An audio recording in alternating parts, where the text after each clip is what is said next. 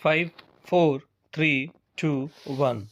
The High Court would not rest its decision merely because there is a mention of Section 307 IPC in the FIR or the charge is framed under this provision.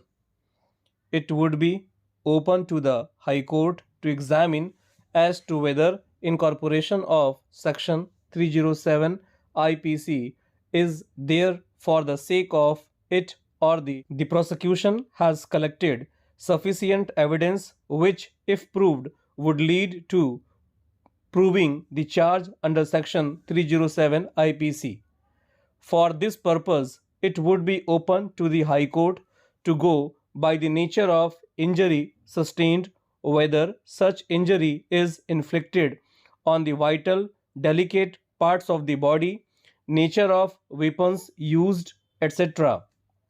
Medical report in the respect of injuries suffered by the victim can generally be the guiding factor.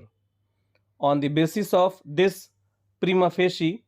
analysis, the High Court can examine as to whether there is a strong possibility of conviction or the chances of conviction are remote and bleak.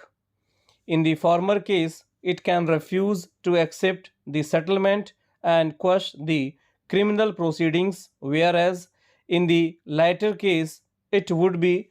permissible for the High Court to accept the plea compounding the offence based on complete settlement between the parties.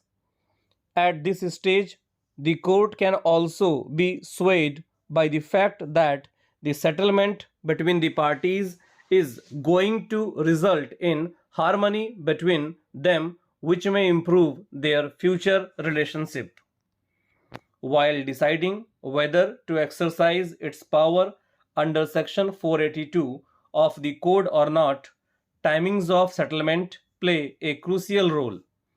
Those cases where the settlement is arrived at immediately after the alleged commission of offence and the matter is still under investigation, the High Court may be liberal in accepting the settlement to quash the criminal proceedings investigation.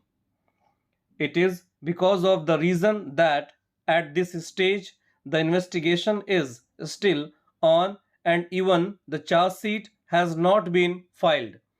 Likewise, those cases where the charge is framed but the evidence is yet to start or the evidence is still at infancy stage, the High Court can show benevolence in exercising its powers favorably, but after prima facie assessment of the circumstances material mentioned above. On the other hand, where the prosecution evidence is almost complete or after the conclusion of the evidence the matter is at the stage of argument, normally the High Court should refrain from exercising its power under Section 482 of the Code, as in such cases the trial court would be in a position to decide the case finally on merits and to come to a conclusion as to whether the offence under Section 307 IPC is committed or not.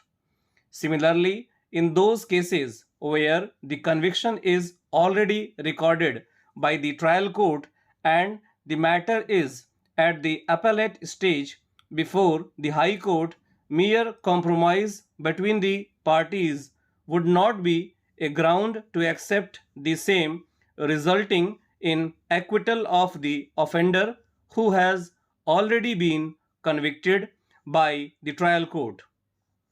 इस video के description box में इस passage का text दिया हुआ है.